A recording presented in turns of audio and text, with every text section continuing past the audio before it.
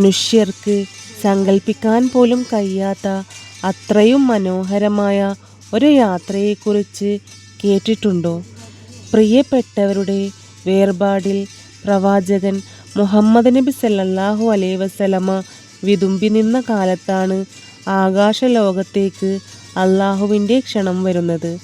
ജിബ്രീൽ അലൈഹിസ്സലാം എന്ന മലക്കിനോടൊപ്പം ബുറാഖ് എന്ന വാഹനത്തിൽ മക്കയിൽ നിന്ന് ആകാശലോകങ്ങളിലേക്ക്. ഓരോ ആകാശത്തിലും വെച്ച് പൂർവികരായ പ്രവാചകന്മാർ നബി സല്ലല്ലാഹു അലൈഹി വസല്ലമയെ സ്വാഗതം ചെയ്തു. ആ വിസ്മയ യാത്ര അവസാനിച്ചത് അള്ളാഹുവിൻ്റെ തിരുസന്നിധിയിലാണ്. അവിടെ വെച്ച് ലഭിച്ച ഏറ്റവും വലിയ സമ്മാനമാണ് നമ്മൾ ഇന്ന് നിർവഹിക്കുന്ന 5 നേരത്തെ നിസ്കാരം. സ്വർഗത്തിൻ്റെ സുഗന്ധവും നരകത്തിൻ്റെ കാഴ്ചകളും കണ്ട പ്രവാചകൻ ആ രാത്രി തന്നെ തിരികെ മക്കയിലുമെത്തി. വിശ്വാസികൾക്ക് ഇത് വെറുമൊരു കഥയല്ല, ആത്മവിശ്വാസത്തിൻ്റെ കരുത്താണ്.